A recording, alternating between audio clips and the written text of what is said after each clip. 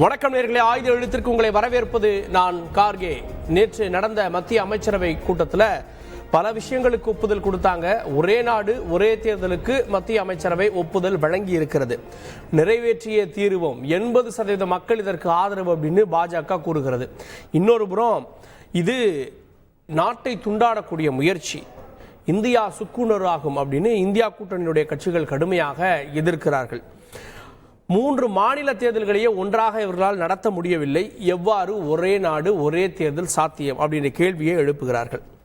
ஒரு கட்சியினுடைய பேராசைக்காக ஜனநாயகத்தை வளைப்பதா, பாஜகவுடைய ஈகோவை திருப்திப்படுத்துவதற்கான முயற்சி அப்படின்னு திமுக தலைவர் தமிழக முதலமைச்சர் இந்த விவகாரம் குறித்து கருத்துக்களை பதிவு செய்திருக்கிறார்.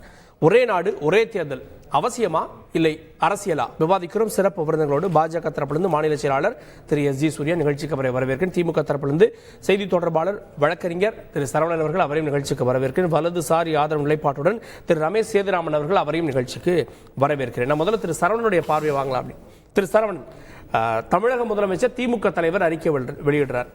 இது ஜனநாயகத்தை வளைப்பது, இது உரிமைகள் அப்படின்லாம் விஷயங்கள்லாம் குறிப்பிடப்படுகிறது. இது எப்படி ஜனநாயகத்தை வளைப்பதா?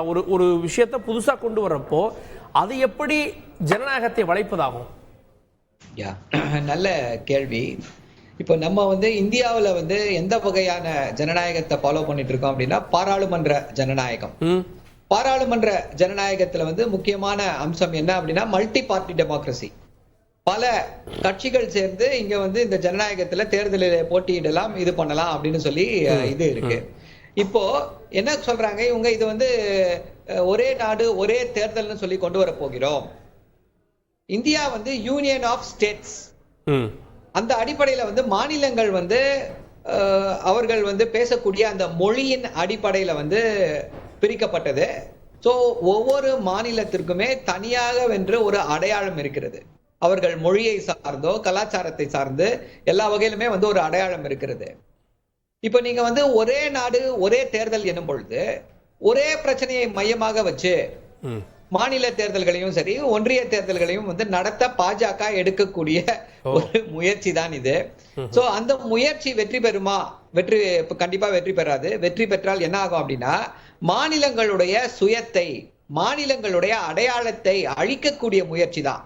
ஒரே ஒட்டுமொத்த, அதாவது பாஜக எப்பவுமே ஒரு இந்த ஒன்று அப்படின்ற அந்த வார்த்தை மேல ஒரு தீரா மோகம் இருக்கிறது.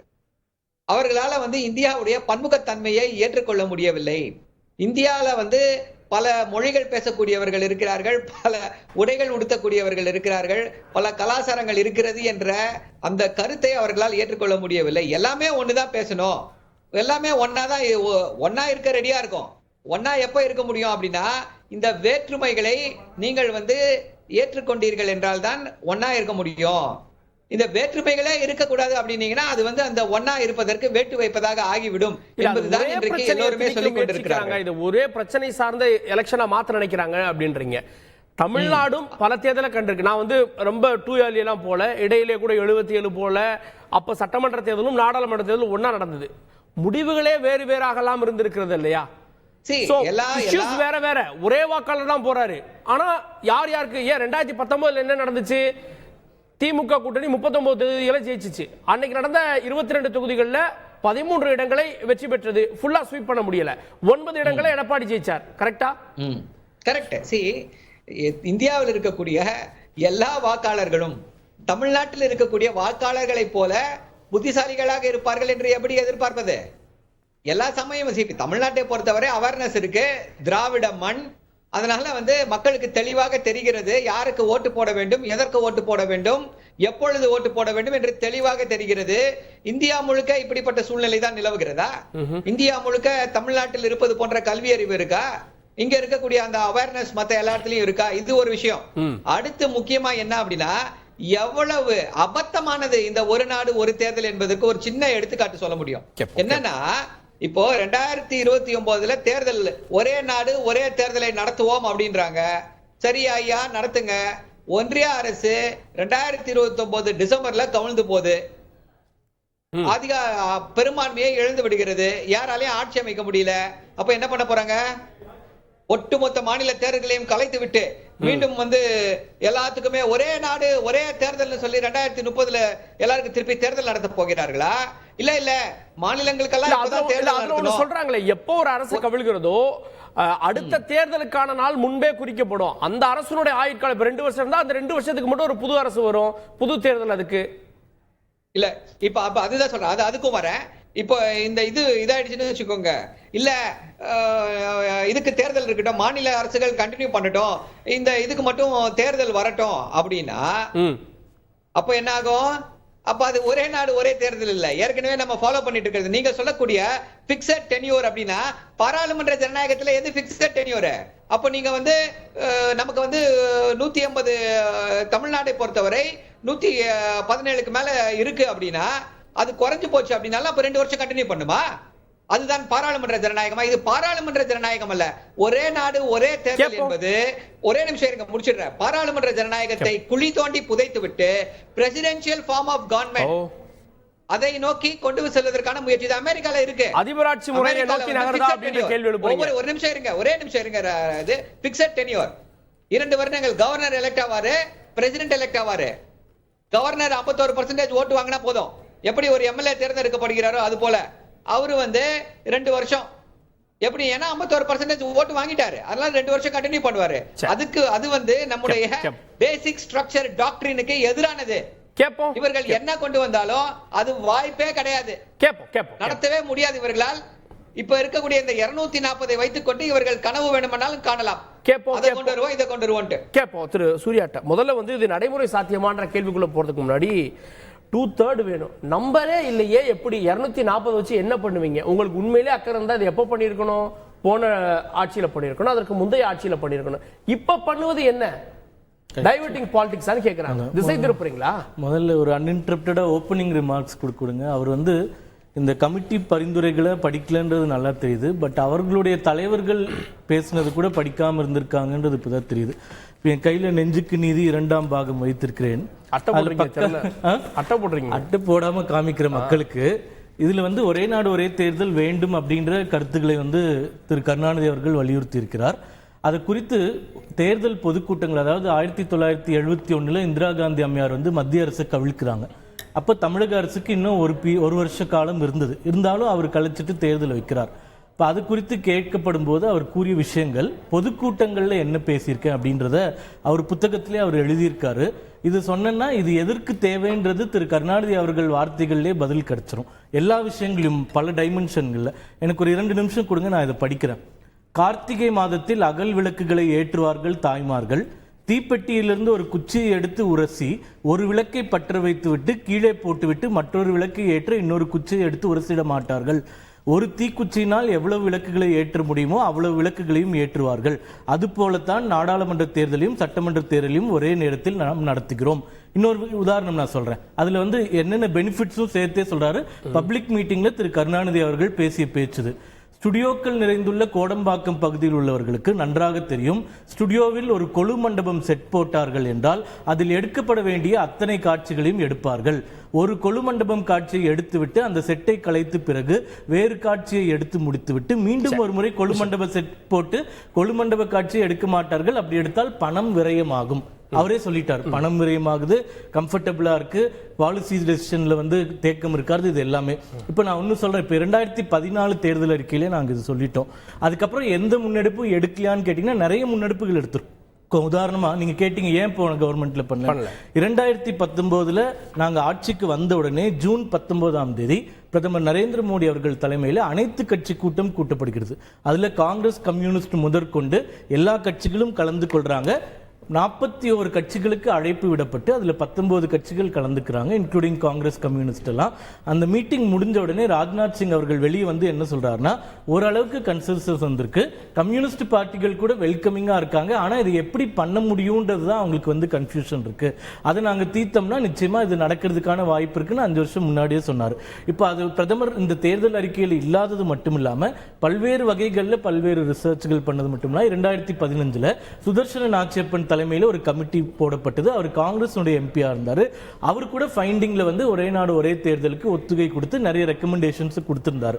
இப்போ பிரசிடென்ட் ராம்நாத் கோவிந்த் அவர்கள் தலைமையில் ஒரு கமிட்டி அமைக்கப்பட்டு அது எல்லா கட்சிகளுக்கும் விவாதிக்கப்பட்டு இவ்வளோ ப்ராசஸ் முடிச்சு இப்ப இவர் கேட்ட கேள்விக்கு எல்லாமே அந்த கமிட்டி ரிப்போர்ட்ல எல்லா பதிலுமே இருக்கு. இப்ப அவர் கேட்டார் இல்லையா, எப்படி நீங்க வைப்பீங்க, இது கலைஞ்சா என்ன பண்ணுவீங்க, அது கலைஞ்சா என்ன பண்ணுவீங்க.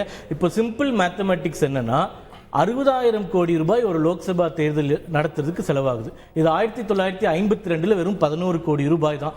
அது மட்டும் இல்லாம வருடம் மாநில தேர்தல்கள் நடக்குது. தோராயமா ஒரு ஆண்டுக்கு 10,000 கோடி ரூபாய் செலவாகுது. அப்போ ஒரு 5 வருஷத்துல வெளியில காட்டுற பிம்பம் சார். அவர் என்ன சரவணன் கேட்கிறாரு, இது வந்து ஒரு நோக்கத்திற்காக, அதாவது ஸ்டேட் சப்ஜெக்டா ஸ்டேட் இஷ்யூவா இருக்கக்கூடிய ஒண்ணு நேஷனல் இஷ்யூ மாதிரி ஒரு தேசிய அளவிலான தேர்தலோட கொண்டு போறப்போ அந்த தாக்கம் இங்க எதிரொலிக்கும். எல்லா ஒரு மோடிவே இருந்துச்சுன்னா எல்லா மாநிலங்களும் மோடிவே வரணும் நோக்கமா. இப்போ நம்ம கன்சல்டேஷன் எல்லாருக்கிட்டையும் பண்றோம். இந்தியா இது சுதந்திரம் பெற்ற உடனே 47 இருந்து 67 வரைக்கும் இந்த நடைமுறை தான். இன்ஃபேக்ட் 71, 77, 80 வரைக்கும் கூட கிட்டத்தட்ட 15 மாநிலங்களும் மத்திய தேர்தலும் ஒன்றாக நடந்தது. அப்புறம் ரொம்ப கலைந்து விட்டது. இப்ப என்ன பிரச்சனைனா, ஒரு நாடாளுமன்ற தேர்தல் நடக்கிறதுக்கு 1 கோடி அரசாங்க ஊழியர்கள் பணியமர்த்தப்படுகிறார்கள். பாதுகாப்பு படையினர் 1,20,00,000 பேர் வேலை பண்ணுகிறார்கள். இப்போ இவ்வளோ இன்ஃப்ராஸ்ட்ரக்சர் செலவு பண்ணும்போது ஒரே நேரத்தில் தேர்தல் நடத்தி முடிச்சா எல்லாருக்குமே வசதியா இருக்கு. அது மட்டும் இல்லாம எலக்டோரல் ரோல்ன்றது பெரிய பிரச்சனை நம்ம நாட்டில். லோக்கலுக்கு ஒரு தடவை, சென்ட்ரலுக்கு ஒரு தடவை, லோக்கல் பாடிக்கு ஒரு தடவை, ஒவ்வொரு முறையும் நம்மளுக்கு எலெக்ஷன் கமிஷனுக்குன்னு ஃபிக்ஸட் ஸ்ட்ரென்த் எம்ப்ளாயிஸ் கிடையவே கிடையாது. அரசாங்க ஊழியர்களை நம்ம பணியமர்த்துறோம். அவங்க கடுமையான பணி சுமையில ரொம்ப கஷ்டப்படுறாங்க. கிரீவியன்ஸா பலமுறை, கம்ப்ளைண்டா பலமுறை இது எங்களால செய்ய முடியாதுன்னு ஓப்பனா சொல்லியிருக்காங்க. அப்ப இது எல்லாத்தையுமே புறந்தள்ளி விட்டுட்டு இப்படியே இருப்போன்றது இல்லாம நாங்க தேர்தல் அறிக்கையில கொடுத்த வாக்குறுதியை நிறைவேற்றுவதற்கு கன்சல்டேஷன் மூலமா, கன்சென்சஸ் மூலமா என்ன பண்ண முடியுமோ எல்லாமே நாங்க பண்ணுவோம். திரு சரவணன் அவர் சொல்றது எவ்வளவு ஊழியர்கள் ஈடுபடுறாங்க, ஒரு போலீஸ்காரல இருந்து இப்ப டீச்சர்ல இருந்து நேரடியான தேர்தல் ஆணைய ஊழியர்கள் இருந்து ஏன் அரசியல் கட்சிகளே எத்தனை பிரச்சாரம் போக வேண்டியது இருக்கு சார், எவ்வளவு செலவு சார், எத்தனை கேண்டிடேட் சார், இதெல்லாம் ஒரேடியா முடிஞ்சிட்டா பிரச்சனையே இல்லையா, உங்களுக்கு நல்லதானே சொல்றாரு சூர்யா. இப்போ தலைவர் கலைஞர் அவர்களுடைய புத்தகத்தை வந்து சிறமேற்கொண்டு படித்ததற்காக நன்றிகள் நண்பர் அவர்களுக்கு. பாவம் அந்த புக்கையும் நீங்க ராப்பரை கரெக்டா சொன்னீங்க, கழட்டிட்டாரன்னு தெரியல எனக்கு, கழட்டி காமிச்சாருன்னா நல்லா இருக்கும். அதுக்கெல்லாம் கொஞ்சம் அவரு வெக்கப்பட வேண்டாம்னு நினைக்கிறேன். அதே போல தலைவர் கலைஞர் அவர்களை தலைவர் கலைஞர் அவர்களை புரிந்து கொள்ளுடைய கெப்பாசிட்டி பாஜகவினருக்கு இருக்கா இல்லையான்னு எனக்கு தெரியல. என்னன்னா அவர் வந்து 1971 ஒரு வருஷம் கழிச்சு நடக்க போற தேர்தலையும் இதையும் ஒன்னா நடத்துவதனால என்ன பலன் ஏற்படுகிறது, ஏன் நடத்த வேண்டும் அப்படின்றதுக்கு ஒரு எக்ஸ்பிளனேஷன் கொடுத்திருக்காரு தலைவர். அதை கொண்டு வந்து பாஜகவுடைய அரை வேக்காட்டுத்தனமான ஒரே நாடு ஒரே தேர்தலோடு பொருத்தி பார்ப்பது என்பது அது வந்து பாஜகவினரால் மட்டும்தான் முடியும். அது ஒரு ஒரு நோக்கம் அங்க வருது இல்ல. ஒரே நிமிஷம் இருங்க, நான் வரேன். என்ன அப்படின்னா, இப்போ நீங்க வந்து ஒரு 6 மாத இடைவெளியிலயோ 1 வருட இடைவெளியிலோ 2 தேர்தல்கள் வருது அப்படின்னும் பொழுது for the sake of convenience ரெண்டுத்தையும் ஒன்னா நடத்துறதுன்றது வேறு. ஒட்டுமொத்த இந்தியாவிற்கும் ஒரே தேர்தலை நடத்துவோம், ஒரே மாதிரியாக நடத்துவோம் என்பது வந்து மிக மிக அபத்தமானது. ஏன்னு திருப்பி எக்ஸ்பிளைன் பண்ற கேளுங்க. என்ன சொல்றாங்க இவங்க, இதனால் செலவு குறையும், இதனால் இதெல்லாம் நடக்கும், இதனால வந்து 1 கோடி பேர்னா இப்போ நம்மளால வந்து இருக்கக்கூடிய நிலைமையில நீங்க வந்து 3 மாநில தேர்தல்களை ஒன்னா நடத்த முடியலன்னு சொல்றாங்கன்னு சொன்னீங்க. ஐயா, இங்க இருக்கக்கூடிய இந்த எலெக்ஷன் கமிஷனாலையும் பாஜகவாலையும் ஒரு மாநிலத்துல நடக்கக்கூடிய தேர்தலையே ஒரு பேஸ்ல நடத்த முடியாது, ஒரு நாள்ல நடத்த முடியாது. வெஸ்ட் பெங்கால்ல 7 phase எலெக்ஷன்ஸ், ஒரே நிமிஷம், மகாராஷ்டிரால 5 phase எலெக்ஷன்ஸ், கர்நாடகா நம்மளை விட கம்மி, அதற்கு வந்து 2 phase எலெக்ஷன்ஸ். இவர்களால ஒரே நாளிலே ஒரு மாநிலத்துல கூட தேர்தலை நடத்த முடியல. ஒட்டுமொத்த இந்தியாவிற்கும் எல்லா மாநிலங்களுக்கும் எவ்வளவு பெரிய ஒரு ஏமாற்று வேலை, ஒரு சித்து விளையாட்டு. இன்னொரு விஷயத்தையும் சொல்ற கேளுங்க. இப்போ இவிஎம் இதனால வந்து செலவு வந்து கம்மியாகிறது. இதனால இதுனா நீங்க விடுற ஃபாரின் ஜெட்டை குறைங்க. வங்கி பணத்தை எடுத்து விடுறீங்களே, இப்போ ஒரே சின்ன இந்த கருத்து சொல்லிடுறேங்க. என்னன்னா, ஒட்டுமொத்த இந்தியாவுக்கு ஒரே சமயத்துல தேர்தல் நடத்தணும்னா எத்தனை இவிஎம் வேணும், எத்தனை கோடி இவிஎம்ஸ் தேவைப்படும், அதற்கெல்லாம் யார் பணம் கொடுப்பா? அது செலவு கிடையாதா? கேட்போம். இவர்களால என்ன காரணம் சொல்லுவாங்க, ஒரு இடத்துல வந்து நடத்த முடியல, இன்னொரு இடத்துல ஒரே சமயத்துல நடத்த முடியல. இங்க இருக்கக்கூடிய துணை ராணுவ படை இதை முடித்துக்கொண்டு அங்கு செல்ல வேண்டும், இங்க இருக்கக்கூடிய அதிகாரிகள் இதை முடித்துவிட்டு அங்கு செல்ல வேண்டும். அப்ப இந்தியாவுக்கு புதிதாக அரசு ஊழியர்களை நியமிக்க போறீங்களா? புதிதாக ராணுவ படையை வந்து இதுக்காக உருவாக்க போறீங்களா? யாரை ஏமாற்றுகிற சரி, வேலை இது? ஒரே ஒரு கவுண்டர், ஒரே நாடு ஒரே தேர்தல் தான் ஒரே நாள்ல எல்லா மாநிலத்திலயும் எல்லா பூத்லயும் நடக்கிறதுன்னு பொருள் கிடையாது. 5 ஃபேஸா நடக்கலாம், 10 ஃபேஸா நடக்கலாம். ஒரு ஃபேஸ் முடிஞ்ச உடனே பாதுகாப்பு படையினர், எலக்டோரல் ஆபீசர்ஸ் அடுத்த ஃபேஸ் போவாங்க. அதனால ஒரே நாள்ல நடத்த முடியலன்னு கேக்குறது அபத்தமான கேள்வி. புரிதலும் இருக்கு சார். ஒரு மாநிலத்துல நம்மளால ஒரு நாள்ல நடத்த முடியும். அதுக்குதான் 5 வருஷம் டைம். இப்போ மத்திய தேர்தல் 7 ஃபேஸாவோ 8 ஃபேஸாவோ நடத்துறோம் இல்லையா? அது கூட சேர்த்து இன்னொரு இவிஎம் மெஷின் வச்சுட்டீங்கன்னா மாநில தேர்தல் முடிஞ்சது. கேப்போம் நான் திரு ரமேஷ் சேதுராமன் அவர்கள்ட்ட. இது கூட்டாட்சியினுடைய தத்துவத்தையே சிதைப்பது ஆகாதா? ஏன்னா மாநில அரசுகளுடைய அதிகாரத்தை அவங்களுடைய ஆயுளை வந்து குறைச்சிட்டு டக்குன்னு வந்து மத்திய அரசு அதிகாரம் இருக்கு அப்படின்றதுனால அவங்க இதை கொண்டு வந்துட்டாங்கன்னா எத்தனை மாநிலங்கள் இதனால பாதிக்கப்படும்? அவங்களுடைய ஆயுள் பாதிக்கப்படும்ல. அதாவது நீங்க எந்த ஒரு திட்டம் கொண்டு வந்தாலும் ஏதோ ஒரு இடத்துல யாருக்கான ஒரு பாதிப்பு ஷார்ட் டேர்ம்ல இருக்கா லாங் டேர்ம்ல இருக்காங்கிறத நம்ம பார்க்கணும். இது ஒன் டைமா இல்லைன்னா வந்து கண்டினியூஸாங்கிறது. இந்த ரிஃபார்ம் அப்படின்னு நான் சொல்றாங்க. முதல்ல ஒரு 4-5 விஷயத்த பார்ப்போம். இப்போ ரீசன்ட் பாஸ்ட்ல நம்ம பார்த்தா நமது முதல்வர் அவர்கள் அவர் வந்து அமெரிக்கா போறாரு. சரியா? இவங்க இப்போ இது வரைக்கும் வைக்கக்கூடிய குற்றச்சாட்டு என்ன சொல்றது? அதிபர் தேர்தல், அதிபர் ஆட்சிங்கிற முறையை நோக்கி போகும், இது ஜனநாயகத்துக்கு எதிரானது அப்படின்னு தான் சொல்றாங்க. ஆனா இதே காலகட்டத்துல யாரு நம்ம முதல்வர் அமெரிக்கா போன காலகட்டத்துலதான் ராகுல் காந்தியும் அமெரிக்கா போறாரு. அவங்க அங்க போய் என்ன சொல்றாங்க அப்படின்னாக்க அமெரிக்கா ஒரு பெரிய டெமோக்ரஸின்னு சொல்றாங்க. அங்க அது ஜனநாயகமா இருக்கு, அங்க அதிபர் ஆட்சி, அங்க ஒரே நாடு ஒரே தேர்தல்ங்கிற முறையில் தான் நடக்குது. அங்க நடக்கக்கூடிய விஷயம் அது அவங்களுக்கு அங்க ஏற்றுக்கொள்ளப்படுகிறதா இருக்கிறது. ஆனா இங்க வந்தா மட்டும் இது ஜனநாயகத்துக்கு எதிர். இது வந்து நீங்க வந்து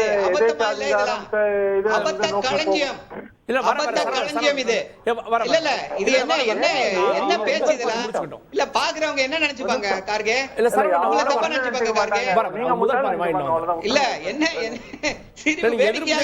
உங்களுக்கு உரிமை இருக்கு. விரிவா உங்ககிட்ட வரேன். நீங்க அடுத்த ரவுண்ட் பேசுங்க. என்ன சார் நீங்க பேசுறத பொறுமையா கேட்டேன். இதெல்லாம் கேட்க முடியலையே, இவ்வளவு அபத்தமா இருக்கு. நான் கேட்டேன்ல, கொஞ்சம் அப்ப எந்த கேளுங்க. இருங்க வரேன், உட்காருங்க, இருங்க, பொறுமையா இருங்க. எக்ஸ்போஸ் ஆயிடுவீங்க. ஏதாவது இல்ல ஓ விஷயம் என்னன்னா இந்த மாதிரியாக ஒண்ணு முன்னுக்கு பின் முரணா பேசுறதுங்கிறது தான் வியப்பா இருக்கு. அடுத்த விஷயம், சரிங்க ஒரே நாடு ஒரே தேர்தல் அப்படின்னா சொன்ன மாதிரி ஒரே நாள்ல நடத்த போறோம்னா கிடையாது, பண்றாங்க. ஆனா எங்க பிரச்சனைகள் வரும், எல்லா இடத்துலயும் இஷ்யூ இருக்குன்னா ஓகே ஓட் கவுண்டிங். ஏன்னா ஓட் கவுண்டிங்கிற விஷயத்துல இப்ப நீங்க ஒரே நாள்ல பாராளுமன்ற தேர்தலே வந்து எவ்வளவு நீட்டி முழக்கி செஞ்சாங்க அப்படிங்கறதெல்லாம் பாக்குறோம். அப்படி இருக்கக்கூடிய பட்சத்துல நீங்க அதுக்கும் பண்ணணும், லோக்கல் பாடிக்கும் பண்ணணும், அப்புறம் வந்து இண்டிவிஜுவல் இவங்களுக்கு லோக்கல் எலெக்ஷனுக்கும் பண்ணணும், எம்எல்ஏ எலெக்ஷனுக்கும் பண்ணணும் அப்படின்னு சொன்னா அது அப்ப கவுண்டிங் எத்தனை நாள் போகுங்கிற விஷயம்லாம் இருக்கு. ஏன்னா என்னதான் நீங்க இன்னொன்னு வந்து தேவை என்ன சொன்னா கூட மெஷின் எல்லாம் நீங்க வந்து சொல்றது இவ்வளவு மிஷின் தேவையா, ஒரு இடத்துக்கு ஒரு இடம் சும்மா நீங்க மூவ் பண்ணிட முடியாது. காரணம் என்னன்னாக்க இந்த மெஷின்ஸ் தான் நீங்க வந்து கவுண்டிங்க்கு யூஸ் பண்றீங்க. அப்படி இருக்கும்போது இந்த மெஷின்ஸோட இதுனாக்கா நீங்க எலெக்ஷன் வரலாம், அதுக்கப்புறம் அடுத்த 4 வருஷத்துக்கு யூஸ் பண்ணாம நம்ம வந்து ஒரு மூலையில வைக்க போறோமா, அடுத்த 5 வருஷத்துக்கு வைக்க போறோமா, இது ஒரு பக்கம். சரி, இதுல இன்னும் பல பிரச்சனைகள் இருக்கு. முதல் பிரச்சனை என்னன்னா 4 வருஷம் மாநில தேர்தல்களை வச்சுப்போம். 4 வருஷத்துல 2 வருஷத்துல ஒரு ஆட்சி வந்து ஒரு மாநிலத்தில் கவிழ்கிறது அப்படின்னு வச்சோம்னா அடுத்த 2 வருஷத்துக்கு தானே. காரணம் என்னன்னாக்கா ஒரு 2 வருஷம் தான் இருக்கக்கூடிய அரசு, இல்ல 1.5 வருஷம் தான் இருக்கக்கூடிய அரசுனா தேர்தலை பார்த்து வந்த 6 மாசம் ஒண்ணும் நடக்காது. அடுத்த தேர்தல் வரும்போது இந்த 6 மாசம் 8 மாசம் ஒண்ணும் நடக்காது. அப்ப அந்த 1.5 வருஷத்துக்கு ஒண்ணுமே நடக்காது. அப்போ இல்ல நம்ம வந்து குடியரசுத் தலைவர் ஆட்சியை அமல்படுத்திடலாம்னு சொல்ல போறாங்களா, இல்லைன்னா வந்து நேராக வந்து இல்ல இது வந்து 1.5 வருஷத்துக்கு இருந்துட்டு போட்டோம்னு சொல்ல போறாங்களாங்க பல கேள்விகள். ஏன்னா வந்து ஒரு 1.5 வருஷத்துல எதுவும் சாதிக்க முடியாது. கடந்த 2 வருஷத்துல அதே மாதிரி இருக்குன்னு வச்சுக்கோங்களேன், அது பண்ண முடியாதுங்கிற மாதிரி இருக்கு. எல்லாம் 5 வருஷம் சொன்னா நான் சொல்றது காரணம் வந்து நீங்க இந்த மாதிரியா ஒரே நாடு ஒரே தேர்தல் கொண்டு வருவீங்க, அமெரிக்கா மாதிரியான சிஸ்டம் கொண்டு வர போறீங்கன்னா அப்ப நீங்க 4 வருஷத்துக்கு ஒரு வாட்டி தேர்தல் வைக்கணும்ங்கிறத வச்சு நான் கணக்குல சொல்றேன்.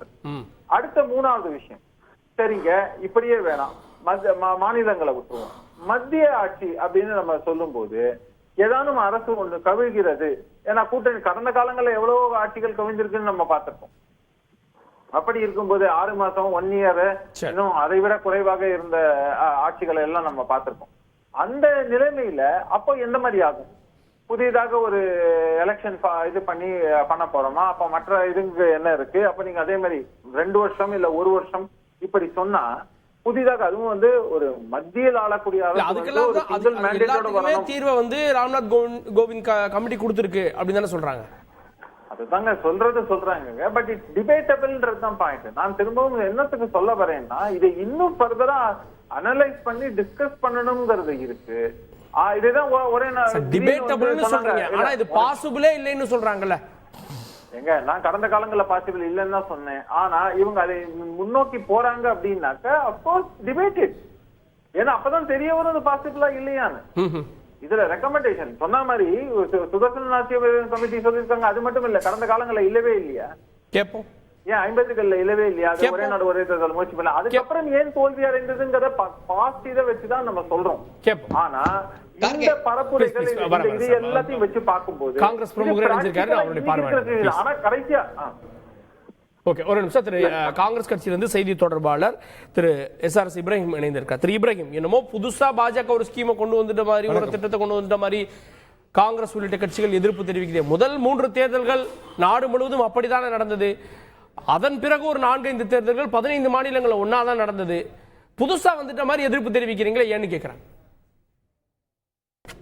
இல்ல, முதல் தேர்தல் என்பது 1952ல முதல் தேர்தல் என்பது நடைபெறுது. அன்றைக்கு காங்கிரஸ் இந்தியா முழுவதும் ஆட்சி அரியணையில் அமர்ந்திருந்தது. ஆனா இப்ப கேட்கக்கூடிய கேள்வி என்பது, அடுத்து 57ல முதல்ல கேரளாவை இழந்தது காங்கிரஸ் கட்சி, 67ல கிட்டத்தட்ட 9 மாநிலங்களை இழந்தது காங்கிரஸ் கட்சி. ஆனா எக்காரணத்தை கொண்டு அந்த நேரத்தில் எல்லா மாநிலங்களும் பறிபோயிடுது. அதற்காக ஒரு நாடு ஒரு தேர்தல் கொண்டு வரணுன்ற ஒரு எண்ணோட்டத்தோட காங்கிரஸ் கட்சி தன்னுடைய நிலைப்பாட்டை தெரிவிக்கல. ஆனா இன்றைக்கு இருக்கக்கூடிய பாஜக கட்சியோ the sovereignty, இந்த தேசிய இறையாண்மைக்கு மிகப்பெரிய த்ரெட், அந்த அச்சுறுத்தும் வகையில இன்றைக்கு கொண்டு வந்திருக்கிறது ஒரே நாடு ஒரே தேர்தல மசோதாவாக கொண்டு வந்திருக்கு. இது சாத்திய கூறான்னு கேட்டீங்கன்னா அவங்களுக்கே தெரியுது சாத்திய கூறலண்டு. ஆனா இதற்கு பின்பாக இருக்கக்கூடிய அரசியல் நிலைப்பாடை பார்க்கணும். ஏன்னா 3 முறை இந்த முறை கூட இவங்களுடைய நாற்காலியில 2 கால் வந்து ஒன்னு பீகாரிடமும் இன்னொரு ஆந்திராவிடமும் இருக்கும் போது அடுத்த முறை தேர்தலை பத்தி இவங்க ஏன் இந்த அளவுக்கு ஆட்சேபனை தெரிவிக்கிறாங்க? என்ன காரணத்தை கொண்டு இவர்கள் அதிகப்படியாக அக்கறை கொள்றாங்கன்னா, அடுத்த முறையும் எப்படியாவது கொள்ளைமுறை ஆட்சி அமைக்க வேண்டும்ன்ற ஒரே ஒரு ஒற்றை இலக்கம் தான், வேற எதுவுமே கிடையாது. நரேந்திர மோடி அவர்களுடைய பேராசை தான் இந்த ஒரே நாடு ஒரே தேர்தல். வேற இதற்கு காரணமோ இதுக்கு அடிப்படை கூற்றோ இல்ல. இப்ப நீங்க 99ல சட்ட ஆணையம் போடுறாரு வாஜ்பாய் அவர்கள், அதற்கு பின்னாடி தெளிவாக அந்த சட்ட ஆணையத்திலிருந்து தெளிவாக அறிக்கை வந்துருச்சு, இது சாற்றியமற்றது, ஒரே நாடு ஒரே தேர்தல் என்பது சாற்றியமானது அல்ல அப்படின்ட்டு. நீங்க இப்ப ஒரே நாடு ஒரே தேர்தல் கொண்டு வரீங்கன்னா, ஒரு பக்கம் கிளாசிபிகேஷன் 87 172ல வந்து நீங்க வந்து சட்ட திருத்தம் கொண்டு வரணும். அந்த சட்ட திருத்தத்தை கொண்டு வர வேண்டுமானால் மாநிலங்களிலையும் நீங்க எல்லா சட்டமன்றத்திலையும் ஒப்புதல் பெறணும். அப்ப யூனியன் பிரதேசங்களையும் ஒப்புதல் பெறணும். இதெல்லாம் எல்லா மாநிலமும் ஒத்துக்குமா? முதல் கேள்வி. ரெண்டாவது, 6 ஓட்டு இன்னைக்கு இருக்கிற நிலைமைக்கு ஒரு இந்திய குடிமகன்கள் 6 ஓட்டு கொடுக்கணும். 4 ஓட்டு ஊரக உள்ளாட்சி தேர்தலுக்கு, 4 ஓட்டு, 2 ஓட்டுல 1 ஓட்டு சட்டமன்றத்துக்கு, இன்னொரு ஓட்டு வந்து நாடாளுமன்றத்துக்கு. இந்த 6 ஓட்டை ஒரே நேரத்தில் எப்படி நடத்த முடியும்? நீங்க ஒரே நேரத்தில் நடத்த முடியாத காரணத்தினால தானே 7 கட்டமா தேர்தலை வச்சீங்க. 7 கட்ட தேர்தல் நீங்க வைக்கிற காரணம் என்ன? நீங்க ஒரு பரிசோதனை ஓட்டமாக 7 கட்ட தேர்தல் இல்லைங்க, நாங்க ஒரே கட்ட தேர்தலாக நடத்தி காட்டுறோம். கடந்த தேர்தலை நீங்க கடத்தி காட்ட வேண்டியதானே? அப்ப உங்களால அதை நடத்தி காட்ட முடியல இல்ல. அப்ப அதுல இருந்து என்ன தெரியுது? இந்த 2024 அதிபர் ஆட்சியாக கொண்டு வர பார்க்கிறார் இந்திய நாட்டு பிரதமர் நரேந்திர மோடி அவர்கள். அதன் காரணமாகத்தான் இந்த முறை ஒரே நாடு ஒரே தேர்தல் என்பது திட்டவட்டமாக அவர் வந்து இந்த முறை மசோதா கொண்டு வர. இதுல இன்னொரு சேஞ்சஸ் இருக்கு.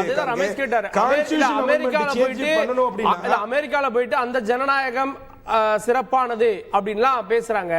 ஆனா அதிபராட்சியா இருந்தாலும் அங்க ஜனநாயகம் தானே இருக்கு. இங்க பண்ணா வந்து மோடி அதிபர் இருவாரா அப்படின்னு கேக்குறீங்க அப்படின்றாரு. இங்க பாருங்க, நீங்க நான் ஒரு விஷயத்தை புரிஞ்சுக்கங்க. அரசியல் நீங்க வந்து அமெரிக்காவுடைய சுற்றுப்பயணத்துல ராகுல் காந்தி பேசியதை சுட்டி காட்டி பல்வேறு விதமாக ரூமர்ஸ் மித்த நீங்க கிளப்பிக்கிட்டே இருக்கலாம். அவர் என்ன சொல்றாரு? டர்பன் கட்டினவங்களுக்கு அங்க இருக்கக்கூடியது ஆபத்து இருக்குன்னு சொல்றாரு. ஆமா, நீங்க ஹரியானால ஒரு எம்பியை வச்சு காரியத்தை இருக்கிற சீக்கியர்கள் எல்லாத்தையும் காரியத்தை கொள்ளலையா? இல்ல ஹரியானால இருக்கக்கூடிய பஞ்சாப்ல இருக்கக்கூடிய விவசாயிகள் எல்லாம் போராட்டம் நடத்தினாங்கல்ல, அவர்களுடைய ஜேசிபியை முடக்கி பல பேர் உயிர்களை நீங்க வாங்கலையா? இதெல்லாம் துப்பாக்கி சூடு நடக்கலையா? இதெல்லாம் ஜந்தர் மந்தர்ல நடக்கலையா? இவர்கள் எல்லாம் சீக்கியர்கள் இல்லையா? அப்ப இதெல்லாம் எப்படி நீங்க வந்து சீக்கியர்களுக்கு பாதுகாப்பு இருக்குன்னு சொல்றீங்க? நான் கேட்கிற ஒரே ஒரு கேள்வி, சீக்கியர்களுக்கு பாதுகாப்பு இருக்குமே ஆனால் ஏன் விவசாயத்தை வேளாண் திட்ட சட்டத்திருத்த மசோதாவுக்கு சீக்கியர்கள் வந்தபோது அமெரிக்க முறை அதிபர் முறையாவே பிரதமர் ஏன் பார்க்கல? அதே நேரத்துல ஒரு எம்பியோட மகன் காரை விட்டு நேரா சீக்கியர்களோட போராட்டத்தில் இருந்தாரு. அவர் மீது எது மாதிரியான எதையாச்சும் நடவடிக்கை எடுத்துக்கிறீங்க? உண்மை இல்லாத விஷயங்களை பேசுறது. நீங்க என்ன கொல்லைப்புற வழியில ஆட்சி அமைச்சோம். நீங்க யார் கொல்லைப்புற வழியில ஆட்சி அமைச்சா? 3 தேர்தல்கள்ல படுதோல்வி சந்திச்சு 100 சீட்டு கூட ஜெயிக்க முடியாம நாங்க தேசிய ஜனநாயக கூட்டணியா தேர்தல் சந்திச்சோம். 290 இடங்களை ஜெயிச்சோம், ஆட்சி அமைச்சோம், பிரதமர் வேட்பாளர் மோடி அவர்களை காண்பிச்சோம். இதுல எது கொல்லைப்புற? நீங்க 99 இடங்களை வாங்கிட்டு ஜெயிச்சிட்டோம். ஜனநாயக முறைப்படி 290 இடங்களை ஜெயிச்சுதான் ஆட்சி பிடிச்சிருக்கோம். எந்த கொல்லைப்புற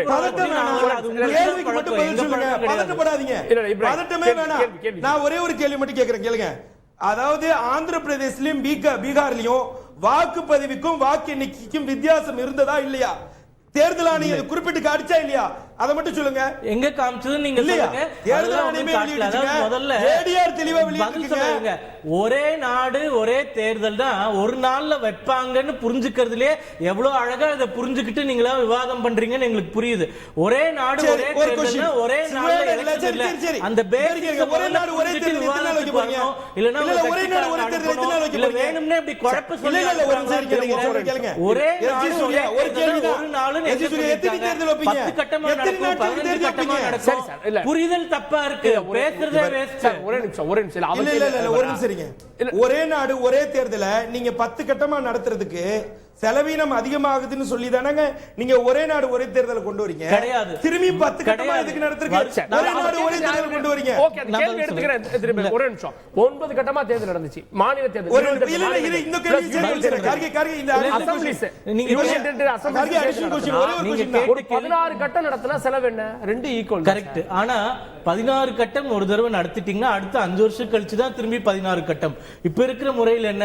வருஷத்துக்கு 60 நாட்கள் மாடல்.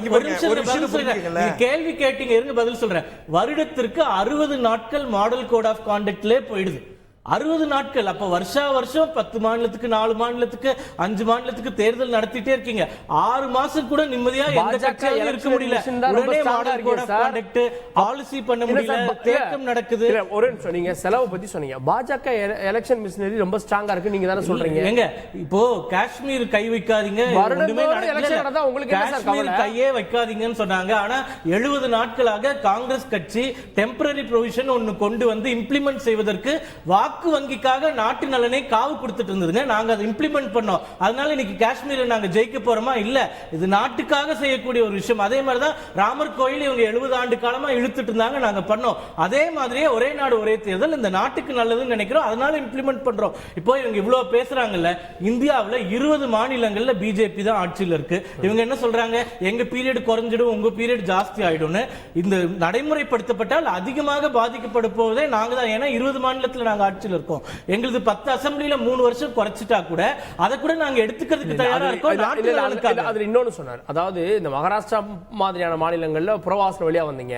இப்போ ஒரு தேசிய தேர்தல் நடக்கிறப்போ இன்கேஸ் மோடி வேவ் இருந்தா அதை பயன்படுத்தி எல்லா மாநிலங்களையும் ஆட்சி அமைச்சலாம் அப்படின்னு ஒரு ஆசை. இதுக்கு மட்டும் நான் பதில் சொல்றேன், அப்புறம் நீங்க டைம் கொடுக்கலாம் பரவாயில்ல. பதில் சொல்லிடுறேன், நீங்க அப்புறம் எனக்கு பேசவே விட வேண்டாம். மகாராஷ்டிரால புறவாசல் வழியா நாங்க ஆட்சி அமைச்சோம்னு சொல்றாங்கல்ல. தேர்தல் அப்போ பிஜேபி சிவசேனா கூட்டணியா போய் ஓட்டு கேட்டோம். நாங்க 160 சீட்டு வாங்கினோம். ஆட்சி அமைச்சது யாரு? இவங்க எங்க கிட்ட இருந்து சிவசேனா இழுத்துட்டு போய் ஆட்சி அமைச்சிட்டு எவ்வளவு தெனாவட்டு இருக்கணும். அப்பட்டமான ஒரு பொய்யை மக்கள் கிட்ட சொல்ல. இந்த தெனாவட்டை நான் சொல்லி காட்டுறேன். இல்ல இல்ல, நான் தெனாவட்டு சொல்லி காட்டுறேன். நாங்க கூட்டணியில ஜெயிச்சவங்க மாதிரி ஆட்சி அமைச்சீங்க. முதல்வர் பதவியில பிஜேபி வரக்கூடாதுன்றதா நீங்க முதல்வர் ஆயிக்கோங்க. நாங்க அடிமையா சூர்யா பதட்டம் வேணாம், தெளிவான விளக்கம் வேணும் மக்களுக்கு. மூடி மறைக்காதீங்க. மகாராஷ்டிரால சிண்டேவுடைய கட்சி சிவசேனாவா? தாக்கரேவுடைய குடும்ப கட்சி இல்லையா அந்த கட்சி? நீங்க ஆட்சி ஒரு கேள்வி. அமைக்கும் போது அப்புறம் தேர்தலை பவருடைய சிவசேனாவோட பிரச்சனை கண்டிச்சீங்களா? அப்படிதான் சார் சார், ஒரு நிமிஷம் சிவசேனாவுக்கு கேட்கறதுக்கு மட்டும் பதில் எதிர்த்து சொல்லுங்க தேர்தல் சார். பிரச்சாரம் நீங்க என்னமோ பண்ணீங்க. உங்களுடைய கட்சி என்னமோ ஷிண்டே தரப்பு கட்சி மாதிரி பேசிட்டு இருக்கீங்க. அங்க ரெண்டு கட்சியா நிலவியா இன்னைக்கு 19 என்ன நடந்தது? பிஜேபி சிவசேனா கூட்டணி 2019 நான் சொல்றேன். 2019 நான் சொல்றேன். நீங்க கொல்லைப்புறமாக இவருங்க கொல்லைப்புறமாக 444 எம்எல்ஏக்களை விலை வாங்குனீங்க. இது உண்மையா இல்லையா? 444 எம்எல்ஏல இந்தியா முழுவதும் இருக்கிற 1200 எம்எல்ஏ உங்களுடைய எம்எல்ஏல 444 எம்எல்ஏ எதிர்க்கட்சி எம்எல்ஏ. இது உண்மையா இல்லையா? எவ்வளவு வேணாலும் சொல்லிக்கோங்க, எங்களுக்கு அதை பத்தி பிரச்சனை என்னங்க இல்ல. தவறு போய் மகாராஷ்டிரால நெட்ல செக் பண்ணுங்க. புறவாசல் ஏற்கனவே படிக்க வெளியிட்டார். சூர்யா சூர்யா வழியா நீங்க மகாராஷ்டிரால செய்தி தொடர்பாளர், நானும் ஒரு செய்தி தொடர்பாளர். எதுவுமே டேட்டாவோட பேசணும். நம்ம டேட்டா data இல்லாம வோட பேசக்கூடாது. பேசலாம். டார்கெட் கேட்டு பாருங்க. 444 எம்எல்ஏ எதிர்க்கட்சி தலைவரா இல்லையாண்டு, எதிர்க்கட்சியில இருந்து வந்தவங்களா இல்லையான்னு கேட்டு பாருங்க. சொல்லிட்டு ஓகே, ஆனந்த் கிருஷ்ணன் இன்னும் கூட சொல்றாரு. கேட்போம் திரு சரவணன் அவர்கள்ட்ட. 100 நாள் ஆச்சு மோடி அரசு என்ன செஞ்சுச்சு? பயந்து விட்டது யூட்டர்ன் அரசு அப்படின்னீங்க. ஒரே நாடு ஒரே தேர்தல் எடுத்து விட்டாங்க. நாங்க நிறைவேற்றியே காட்டுவோம் அப்படின்றாங்க. 100 நாளுடைய பெரிய சாதனையா அது பார்க்கப்படாத அவங்களுக்கு? நிறைவேற்றிய பிறகு இந்த பேச்சு பேசினாங்கன்னா பரவாயில்ல. இது இன்னும் யூட்டர்ன் சர்க்கார் தான். வக்ஃப் சட்டமும் வந்து கேபினெட் அப்ரூவல் கொடுத்துச்சு. லேட்டரல் என்ட்ரிக்கும் கேபினெட் அப்ரூவல் கொடுத்துச்சு. இண்டெக்ஸேஷனுக்கும் கேபினெட் அப்ரூவல் கொடுத்துச்சு. ஒலிபரப்பு மசோதாக்கு கேபினெட் அப்ரூவல் கொடுத்தாங்களா இல்லையான்னு தெரியல. பட் அவங்க ட்ராக் ரெக்கார்டு 370 ரிவோக் பண்ணதா இருக்கட்டும், டிமானிட்டைசேஷன், இதெல்லாம் வந்து எதெல்லாம் முடியாதோ அதெல்லாம் பண்ணியிருக்காங்கல்ல. இப்போ நம்ம வந்து 2024 ஜூனுக்கு அப்புறமா கதையை பேசுவோம்.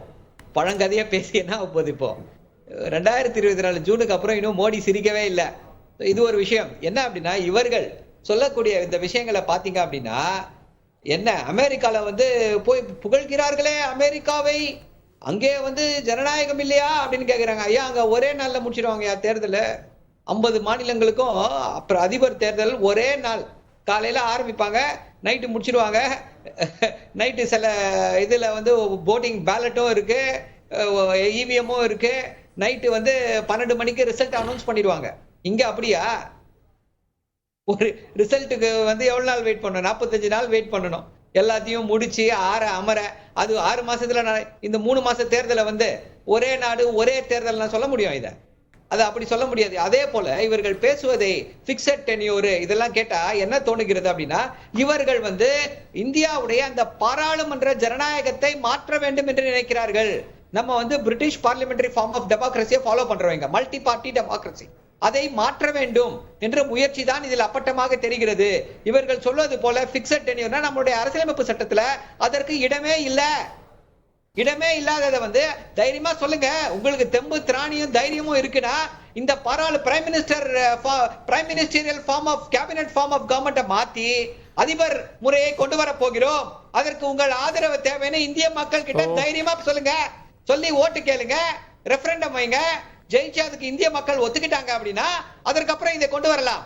இவர்கள் வந்து ஒரே நாடு ஒரே தேர்தல் என்ற போர்வையிலே அதிபர் முறையை தான் கொண்டு வர போகிறார்கள். அதைத்தான் இவங்க ப்ரிஃபர் பண்றாங்க அப்படின்றது இங்க இருக்கக்கூடிய இதுல இருந்து இவர்களுடைய பேச்சிலிருந்தே நமக்கு வந்து தெள்ள தெளிவாக தெரிகிறது. இன்னொரு முக்கியமான கருத்து என்ன அப்படின்னா, 20 மாநிலங்களில நாங்கள் இருக்கிறோம், அது எங்களுக்கு போச்சுனாலும் நாங்க கவலை இல்லைன்னு தானே சொல்றோம். பாஜக என்னைக்கு வந்து மாநில இதை பத்தி கவலைப்பட்டது? யாரோ ஒருத்தர் கை காட்டுறாலே, யாரோ ஒருத்தர் சீஃப் மினிஸ்டர். இவர்களுடைய நோக்கம் என்ன? இந்தியாவில் இருக்கக்கூடிய ஒன்றிய அரசை கைப்பற்ற வேண்டும், கைப்பற்றி அதானிக்கு எல்லாத்தையும் தாரை வார்த்து கொடுக்க வேண்டும். வேற யாருக்கும் எதுவும் கிடைத்து விடக் கூடாது. எந்த ஏர்போர்ட்டும் எந்த போர்ட்டும் யாருக்கும் கிடைத்து விடக் கூடாது என்பதுதான் பாஜகவுடைய நோக்கமாக இருக்கிறது. அப்படி இருக்கும்போது இவர்கள் என்ன மாநில அரசுக்காக கண்ணீர் விட போகிறார்கள்? இல்ல, அதிபராட்சி முறை அப்படின்னீங்க. இப்போ நம்ம வந்து நேரடியா எம்பிக்களை தேர்வு பண்ணி எம்பிக்கள் தான் பிரைம் மினிஸ்டர் தேர்வு பண்றாங்க. அதனாலதான் ஆட்சி பல நேரங்களில் கவிழ்கிறது. கூட்டணிகள் மாற்றத்தின் போது ஆட்சி கவிழுது. நீங்க அதிபராட்சி முறை அப்படின்னா அது சாதாரண விஷயம் கிடையாது. அது போன்ற ஒரு விஷப்பரிச்சை பாஜக செய்ய நினைக்கிறீங்களா? இது அதோட இல்ல என்னன்னா, அதைத்தானே அவர்கள் வந்து செய்ய முயற்சி செய்து கொண்டிருக்க. பிக்சட் டென்யூர் அப்படின்னு சொல்லி வந்துட்டாலே அங்கே பாராளுமன்ற ஜனநாயகத்திற்கு எங்க வேலைன்னு கேட்கிறோம். நம்முடைய பாராளுமன்ற ஜனநாயகத்துல என்ன மெஜாரிட்டி இருக்கணும்? மெஜாரிட்டி இருந்தாதான் ஆட்சி. டென்யூர் ஆட்சி கிடையாது. 5 வருடங்களோ 2 வருடங்களோ 1 வருடமோ கிடையாது. உங்களுக்கு மெஜாரிட்டி இல்லைன்னா 1 நிமிடம் கூட நீங்கள் ஆட்சியில நீடிக்க முடியாது. அதுதான் நம்முடைய பாராளுமன்ற ஜனநாயகம். அதற்கு எதிராக இவர்கள் பேசிக்கொண்டு டென்யூரை கொண்டு வருவோம், அதை கொண்டு வருவோம், இதை கொண்டு வருவோம் சொல்லி கண்கட்டு வித்தை காட்டிக் கொண்டே இருக்கிறார்கள். இந்தியா மக்கள் வந்து இவர்களுக்கு ஏற்கனவே கற்றுக் கொடுத்த பாடத்தை கண்டு இவர்கள் எந்த பாடத்தையும் கற்றுக்கொள்ளவில்லை. இப்படியே தொடர்ந்தார்கள் என்றால் என்ன நடக்கும் என்று பொறுத்திருந்து பாருங்கள். ஓகே, ரமேஷ் சேதுராமன், இது வந்து அதிபராட்சி முறையின் வெளிப்படையா அறிவிச்சிடலாமே, அப்படி அறிவிக்க முடியாம தான் இப்படி சொல்றாங்களா? ஏற்கனவே அரசியலமைப்பு சட்டத்தை மாற்ற 400 சீட்டுகளை கொடுங்க அப்படின்ற அளவுக்கெல்லாம் பேச்சுக்கள் வந்து தேர்தலின் போது இல்ல எல்லாத்தையும் மாத்திடுவாங்கன்னு காங்கிரஸ் உள்ளிட்ட கட்சிகள் சொன்னாங்க. அதனுடைய மறுவடிவம் தான் இப்போ ஒரே நாடு ஒரே தேர்தல் முறையில பண்றாங்களோ? சரி, அப்படி கேட்டாங்க அப்படின்னாக்கா உடனே மக்கள் ஓட்டு போட்டாங்களா, 400 சீட் கொடுத்துட்டாங்களா அப்படிங்கிற ஒரு கேள்வி இருக்கு. இல்ல காங்கிரஸ் ஓட்டு போடாதீங்கன்னு சொன்னாங்க. இல்ல தேர்தல் அப்போ நடந்திருக்கு இல்லதான் சொல்றேன். அதே மாதிரி சகோதரர் சரவணன் சொல்லும்போது ஒரு லாஜிக் சொல்றாரு, அமெரிக்கால ஒரே நாள்ல நடத்தி பாருங்க, அப்படியே முடிச்சிடுறாங்க, அப்புறம் ஈவினிங் ரிசல்ட் பண்ணிடுறாங்க, எல்லாம் கரெக்ட். ஆனா இன்னைக்கு என்னுடைய கேள்வி ஒண்ணு, அமெரிக்கால விவாதங்கள் 2 பேர் நிக்கிறாங்கன்னா அந்த 2 பேருக்கும் இடையிலான விவாதம் ஓபன் கிரவுண்ட்ல நடக்குது. ஏன் அந்த மாதிரி எங்க நம்ம ஊர்ல பண்ண மாட்டேன்றாங்க? ஆனா தமிழ்நாட்டுல மற்ற மாநிலத்தை விட்டுருங்க, தமிழ்நாட்டுல நம்ம முதல்வரும் முன்னாள் முதல்வரோட நேரடியா நேருக்கு நேர் வந்து இதுல ஒரு மேடையில சந்திப்பாரா? ஒண்ணு. ரெண்டாவது விவாதம் செய்வோம்னு சொன்னாரு, யூனிஃபார்ம் சிவில் கோட் குறித்து விவாதம் செய்வோம்னு சொன்னாரு, நீங்க பேசலாம், இருங்க வரேன். அடுத்த முக்கியமான ஒரு விஷயம், இதை விட்டுடுங்க. அவர் சொல்றாரு அமெரிக்கானா எங்க அமெரிக்கால 30 எவ்வளவு நம்ம வந்து எவ்வளவு சொல்றோம், 350 பில்லியன் பீப்புள் அப்படின்னு சொல்றோம். அதுக்கும் நம்ம கிட்டத்தட்ட வந்து 35 கோடி. அப்போ இங்க எவ்வளவு 145 கோடி மக்கள், ரெண்டுத்துக்கும் வித்தியாசம் இல்லையா? நீங்க வாக்குச்சீட்டை வந்து அங்க 35 கோடி எண்ணிடுவாங்க, இங்க நீங்க அந்த மாதிரி எண்ணிட முடியுமாங்கிற ஒரு கேள்வி இருக்குல்ல. எவ்வளவு வால்யூம் இது என்னன்ற ஒரு விவகாரமும் இருக்கா இல்லையா? இந்த மாதிரி ஒவ்வொரு விஷயத்தையும் பார்க்கணும். அவங்க மாநிலமாக போவாங்க, எல்லாத்தையும் பண்ணுவாங்க. அங்க இருக்கிற மெத்தடாலஜி வேற, அவங்களுடைய நடைமுறைகள்ங்கிறது டோட்டலி டிஃபரெண்டா இருக்கு அப்படின்னாலும் அவங்க சொல்றது வந்து எங்களோட பெடரல் கவர்மெண்ட் அப்படின்னு தான் சொல்லிக்கிறாங்க. அதே தானே இவங்க இங்க இருந்து போறவங்க அமெரிக்காவுக்கு போயிட்டு அங்க போயிட்டு எல்லாம் மாத்தட்டிக்கிறாங்களா? அமெரிக்கா வந்து வல்லரசா இருக்கு, அமெரிக்கா வந்து பெரிய இந்தியா உலகின் மிகப்பெரிய ஜனநாயக நாடு அப்படி இப்படிலாம் சொல்றாங்க. அப்புறம் அதை நோக்கிதான் நம்ம போறோம் அப்படின்னு சொல்றதுல வந்து அதான் நான் கேட்கறது வந்து நம்ம நாட்டுக்கு ஒவ்வாதா அப்படிங்கறதுலாம் அடுத்த விஷயம். ஆனா இவங்க சொல்றதுதான் முன்னுக்கு பின் முரணா ரிப்பீட்டடா பேசிட்டே இருக்காங்கிறது தான் பிரச்சனையே. அதே நேரத்துல எலெக்ஷன் விவகாரம் அப்படின்னு எடுத்தாக்கா அங்கேயே எம்எல்ஏ, அங்கேயே வந்து நம்ம வந்து ஈவன் பஞ்சாயத்து எலெக்ஷனுக்கும் வச்சிருவோம் அப்படின்னு சொன்னாக்கா, அப்போ இப்ப நான் வந்து 145 கோடின்னு சொன்னேன், இன்டூ 3 வச்சுக்க. அப்ப நீங்க எவ்வளவு வாட்டி எவ்வளவு விஷயங்களை எப்படி எண்ணணுங்கிற ஒரு விவகாரம் இருக்கு. அத்தனைக்கும் எவ்வளவு பேர் இருக்காங்க. அதே மாதிரி சொன்ன மாதிரி எல்லாமே வந்து உங்களுக்கு வந்து எத்தனை இதுல வந்து தேர்தல் நடத்த போறாங்க, எத்தனை கேப்ல இன்டர்வெல்ல வந்து தேர்தல் நடத்துறாங்க, மாநிலங்களாக சேர்ந்து நடத்துறாங்க, ஒரே மாநிலத்துல 2 கட்டமோ 3 கட்டமோ 4 கட்டமோ எப்படி வேணா நடத்திட்டு போறாங்க அப்படிங்கறதெல்லாமும் 2 கேப்ல ஸ்டேட் எலெக்ஷன் சென்ட்ரல் வந்து ஒன்னா, அப்புறம் அடுத்த 100 நாட்களுக்குள்ள வந்து லோக்கல் பாடிஸ் அது தனியா தான் நடக்கும். அதான் சொல்றேன், எப்படி இருந்தாலும் நீங்க நடத்தினா தனி எலெக்ஷன் நடந்தா அது தனி எலெக்ஷனுக்கான செலவு இருக்கு இல்லையா? அவங்க இப்ப சொல்லக்கூடிய ஒரே ஜஸ்டிபிகேஷன் ஒண்ணுதான், அது என்னன்னாக்கா இப்ப முடிச்சுட்டாக்கா அந்த 5 வருஷம் அப்படியே கண்டினியூ ஆயிடும் அப்படிங்கிற மாதிரி. அப்போ யாருக்கு அட்வான்டேஜ்? இப்ப நான் என்ன கேட்கிறேன், நீங்க தான் சொல்றீங்கல்ல பாஜக செல்வாக்கை இழந்து விட்டது, நரேந்திர மோடி செல்வாக்கை இழந்து விட்டார், எல்லாத்தையும் சொல்றீங்க. அப்போ நீங்க தான் சொல்றீங்க நாங்க தான் வந்து INDA கூட்டணி வந்து ஒளிர்கிறது, அப்படியே ஆஹா ஓஹோ அற்புதம் எல்லாம் சொல்றீங்க. அப்ப அப்படி வந்தா கூட நீங்க தானே வந்து தொடர்ந்து ஆட்சியில இருக்கீங்க, அப்போ ஓகே சொல்லிட்டு போக வேண்டியதுதானேங்கிற ஒரு கேள்வி இருக்குல்ல. எல்லா மாநிலத்திலயும் ஆட்சி பண்ணலாம். இப்போ காங்கிரஸோ அதன் கூட்டணிகளோ எல்லா மாநிலத்திலும் ஆட்சி பண்ணிட்டு போவாங்கல்ல, அப்புறம் ஏன் எதிர்க்கிறாங்கிற ஒரு கேள்வி இருக்குல்ல. அப்ப என்ன இவங்களுக்கு வந்து இதான் சொல்றேன், இதே இதுல யார் கொடுத்த ரெக்கமெண்டேஷன் சுதர்சன ஆஸ்தியப்பன் கொடுத்தாரு, அவர் எந்த கட்சியை சேர்ந்தவர் நீங்க சொல்லுங்க. இப்போ நம்ம வந்து சூர்யா படிச்சதுல வந்து என்ன சொன்னாங்க, நெஞ்சுக்கு நீதியில படிச்சதுல வந்து அவர் சொன்னது வேறன்னு சொல்லிட்டீங்க. சரிங்க, பாராளுமன்ற குழு இது பண்ணி அதுல வந்து ரெக்கமெண்டேஷன் கொடுத்த திரு சுதர்சன ஆஸ்தியப்பன் ஐயா அவர்கள் எந்த கட்சியை சேர்ந்தவர்? அப்ப எதுக்கு அவங்க கொடுத்தாங்க? அது வந்து அவரா மட்டும் கொடுக்கல, ஒரு குழு அமைச்சுதானே கொடுத்தாங்க. அந்த குழுல யாரெல்லாம் இருந்தாங்க? ஏன் அந்த மாதிரியான ஒரு ரெக்கமெண்டேஷன் கொடுத்தாங்கிற ஒரு கேள்வி எல்லாம் இருக்கு இல்லையா? பிராக்டிகலா பாக்கணும்ல. சுதர்சன ஆட்சியப்பன் குழு என்ன சொல்லுச்சு? அவங்களுக்கு இதுல இது போல பல விவகாரங்கள் உடன்பாடு இல்லையான்னு கேக்குறேன். இல்லை அதுதான் நான் தெளிவாக விளக்கம் கொடுத்துட்றேன். ஆனால் குறுக்கீடு இல்லாமல் பார்த்துக்கங்க கார்கே. ஒரே ஒரு விஷயம் தான் என்னன்னா, நம்ம இன்றைக்கு வந்து ஒரே நாடு ஒரே தேர்தலுக்கு இவர்கள் வந்து குழு அமைக்கிறாங்க. இன்றைக்கு என்ன குழு? நம்மளுடைய ராம்நாத் கோவிந்த் தலைமையிலான குழு. அதில் வந்து மத்திய உள்துறை அமைச்சர் இருக்கிறாரு, மக்களவையில் அதிரவந்தன் சௌத்ரி அவர்கள் விலகிட்டாங்க. மிச்சம் இருக்கக்கூடிய எதிரி குல்நாம் நபி ஆசாத், பிஜேபியை சார்ந்த எல்லாமே இருக்காங்க. கடைசியாக ஒரு அட்வொகேட் ஹாரிஸ் சால்வே வரைக்கும் இருக்காரு. அவர் யாருன்னா அந்த நம்மளோட எலக்ட்ரல் பாண்டில் ஸ்டேட் பேங்க் சார்பாக வாதிட்டு உச்சநீதிமன்றத்தால் கொட்டு வாங்கினார்ல, அவர் வரைக்கும் இருக்கிறார். இப்போ எதனால வந்து அதிரந்தன் சௌத்ரி விலகும் போதே சொன்னார்னா, ஒரே நாடு ஒரே தேர்தல் என்பதை முழுக்க முழுக்க இந்த குழு ஒரு சார்பாக செயல்படுகிறது அப்படின்ட்டு எங்களுடைய காங்கிரசுடைய விவகாரத்துறை அமைச்சர், விவகாரத்துறையுடைய நாடாளுமன்ற உறுப்பினர் வெளியே வந்துட்டார். இப்போ இதில் இன்னொரு கேள்வி இருக்கு. கிளாசிபிகேஷன் அரசியலமைப்பு சட்டம் 83வது 172வது விதியின்படி சட்டமன்றத்திலே நீங்க ஒப்புதல் பெறணும். இதுக்கு ஆர்டிகல் 358 அரசியலமைப்பு சட்டம் 358 தெல்ல தெளிவாக சொல்லுது. அதாவது 2/3 பங்கு அவங்களுக்கு அதிகப்படியான ஆட்கள் இருக்க வேண்டும், அந்த ஆட்சியுடைய அதிகாரம் இருக்க வேண்டும். அப்பதான் வந்து நீங்க வந்து பெரும்பான்மை இருந்தால்தான் இந்த அரசியலமைப்பு சட்டத்தில் ஒரு திருத்தம் கொண்டு வர்றதுக்கு அதுக்கே ஆர்டிகல் 358 இருக்கு. ஸோ அப்போ அரசியலமைப்பு சட்டம் 358 விதியின் கீழே இவங்களுக்கு 3/2 பெரும்பான்மை இருந்தாதான், எங்க நாடாளுமன்றத்திலையும் இருக்கணும், அதே நேரத்தில் சட்டமன்றத்திலையும் இருக்கணும். இருந்தால் மட்டும்தான் தெல்ல தெளிவாக இவர்கள் இந்த சட்ட திருத்த மசோதாவை கொண்டு வர முடியும். ஒன்று. ரெண்டாவது, இதுல துணை ராணுவத்திலிருந்து ராணுவ வீரர்கள் இருந்து எல்லாருமே இதுல பயன்படுத்தப்படுகிறார். அப்ப ஒவ்வொரு மாநிலத்திலையும் நடந்துட்டு இருக்கும்போது இப்ப ஆட்கள் பற்றாக்குறை இல்லை. இதே இந்திய நாடு முழுவதும் இவங்க சொல்ற மாதிரி ஒரு வாரத்திலேயோ 10 நாள்லயோ 15 நாள்லயோ நடக்கும் போது கண்டிப்பாக ஆட்கள் பற்றாக்குறை வரும். ஒண்ணு. ரெண்டாவது, இதோடைய செலவினங்கள் குறைக்கிறதுக்காகத்தான் இதை நாங்க கொண்டு வந்தோம்னு சொல்றாங்க. இப்ப என்ன சொல்றாங்க, நாங்க 10 நாள்ல ஒரே நாடு ஒரே தேர்தல் நடத்துவோம், வருஷம் ஃபுல்லா நடத்த மாட்டோம் அப்படின்னு சொல்றாங்க. இப்ப இதுல இருந்து என்ன முரண்படுறாங்க அப்படின்னா, இது சாத்தியமற்றது. இப்ப ஹரியானாவுடைய தேர்தலும் மகாராஷ்டிரா தேர்தலும் ஒரே நேரத்தில் நடக்க வேண்டியது. ஆனா என்ன சொல்லிட்டாங்க, விநாயகர் சதுர்த்தி காலம் சொல்லிட்டாங்க, தீபாவளி வருது, லைனா ஏதோ ஒரு காரணங்கள், பண்டிகை காலம். இப்ப தமிழ்நாட்டுக்கும் அப்படிதான் இருக்கு. நம்மளுக்கு வந்து பொங்கல் இருக்கு, இது மாதிரி பலவேறு தீபாவளி காரணங்களை ஒட்டி நம்ம தள்ளி வைப்போம். இதே சில மாநிலங்களில் வந்து வெப்பநிலை காரணங்கள் இருக்கு, மழைக்காலங்கள் இருக்கு, அந்த மழைக்காலத்தை தள்ளி வைக்க கூடும். இப்ப இதுல இன்னொரு பிரச்சனை என்னன்னா, கிட்டத்தட்ட 1952 இருந்து 67 வரைக்கும் ஒரே டைப் ஆஃப் கவர்மெண்ட் தான் இருந்துச்சு, ஒரே நாடு ஒரே தேர்தல் தான் இருந்துச்சு. அந்த நேரத்தில் அரசியலமைப்பு சட்டத்திலிருந்து என்ன ஆகுது அப்படின்னா, ஒவ்வொரு ஆட்சியும் மாநிலங்கள்ல பெரும்பான்மை இழக்குது. சில இடத்துல அந்த ஆட்சிக்குள்ள மிகப்பெரிய பிரச்சனைகள் வருது. அதன் காரணமாக சட்டப்ப கலைச்சதுல காங்கிரஸுக்கு பெரும் இல்ல, நான் சொல்லிடுறேன். ஒரு அதாவது நம்பிக்கையில்லா தீர்மானம் இல்ல, கார்கே ஒன் செகண்ட், நம்பிக்கையில்லா தீர்மானம் கொண்டு வரப்படுகிறது. அப்ப அது ஆட்சி இழக்கிறாங்க. அப்ப இதே மாதிரி 5 வருஷம் நீங்க ஆட்சியை கொண்டு வந்துடுறீங்க, 2 வருஷத்துல நம்பிக்கையில்லா தீர்மானத்துல ஒரு ஆட்சி கவிழ்க்கப்படுது. நீங்க அதுக்கு தனி தேர்தல் நடத்த மாட்டீங்களா? அப்ப தேர்தல் நடத்தும் போது திரும்பி அந்த 5 வருஷத்துக்கான செலவு ஏற்படாதா? இது இல்லாம நீங்க ஒரே ஒரு விஷயம் புரிஞ்சுங்க, நீங்க கொண்டு வந்த 33% இந்த உமன் எம்பவர்மெண்ட்டுக்கு டீலிமிட்டேஷன் தேவைப்படுது, கேஸ்ட் சென்சேஷனை திரும்பி எடுக்க வேண்டியது இருக்கு. இதெல்லாம் ஆல்ரெடி ஏகப்பட்ட சிக்கல் இருக்கு.